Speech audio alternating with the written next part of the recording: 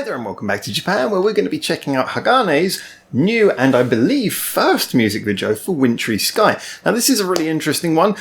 So first of all, what I need you to do is what you have to do on all of our videos now. Sorry about this, just a format thing we had to change. You probably already know if you've been here before.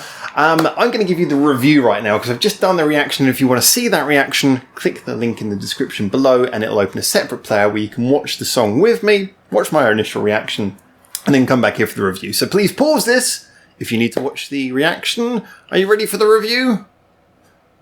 Well, here it comes.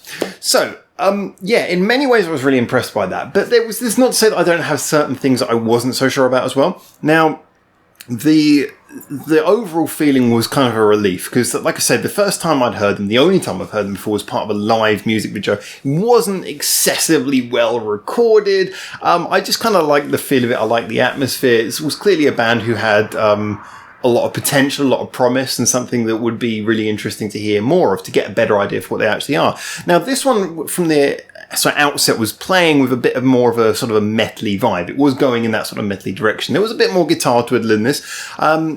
And what the effect of that was initially, I must admit, when the first song came in, it sounded kind of good, but it sounded a little bit muddled, like the song didn't know where it wanted to go. And that was also partly down to the mix, and I'm going to get to that in a minute. However, this is one of those songs where it really comes together in the chorus. They are quite good at steering it towards the chorus. Like I noticed, as you get nearer to the chorus coming in, they build up to it well. Same with the bridge. The bridge did a fantastic job, as I was mentioning. We only had the guitar solo. Underneath the guitar solo, the music changes just a few bars before the chorus comes in, the last chorus, to steer you in that direction. So there are some really good elements to this. I think the just the intro felt a little bit messy. Like there wasn't a huge amount of impact, because it didn't seem particularly clear where we were going with this. So, yeah, it took a while to sink in, but I think now I've heard it all the way through. It's a song that certainly gets better and better the more it goes through. It certainly builds up to a nice crescendo. I love the way they introduced the last chorus. They really went into that nicely. The verses are nicely handled, so they don't just sound like retreads. It has got a lot of good stuff to it. It's got a lot of detail to it. It's got a lot of interesting things in there.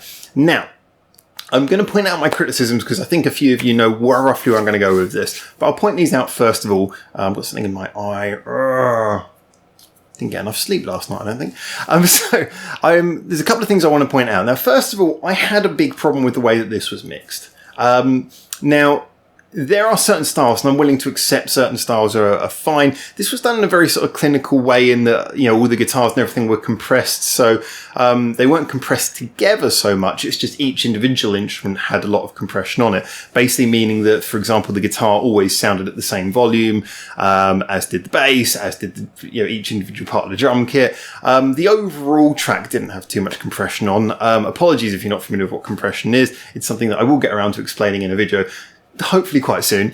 But yeah, the individual tracks had a lot of compression on. This is a technique which was very popular in the early 2000s in a lot of Western pop music, especially in the sort of last few dying years of like new metal in like sort of 2002, 2003, and around those sort of latter pop punk days. There was a lot of that where most of the compression was put on each individual instrument. Now that's fine. That's nothing wrong with that. However, the problem that then came in was it means that the track as a general has a very smooth sound. You know, nothing sort of overly punches out. Everything sounds quite smooth. That's fine. But then the mixing was done in a way that I just didn't like it. What they did was the kick drum of the drum kit is obviously supposed to be the most bassy sound really in any band. It's the thing that goes underneath everything. It's the underpinning thing that moves the floor. In this case, the kick drum was quite highly mixed. It kind of had, it didn't have a boom to it or even a punch to it. It just kind of sounded more like a loud, low-end tap. And I've heard this done on other bands before. Not so much, but I've heard it done before. And what instead happened is that the guitars and the bass were mixed very low. And this gave the feeling that the guitars and the bass were underneath everything. Now, the problem with that is that this was quite kick drum intensive.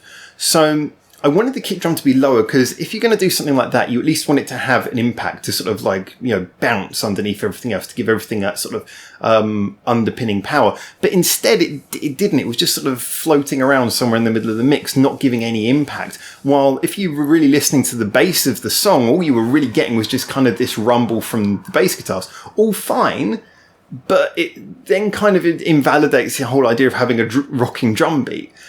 So for me, the problem is that the bass and the guitar should have been mixed a little bit higher in the mix, which is kind of normal anyway. You sort of say to people, oh, don't put too much bass in the bass, too much guitar in the guitar.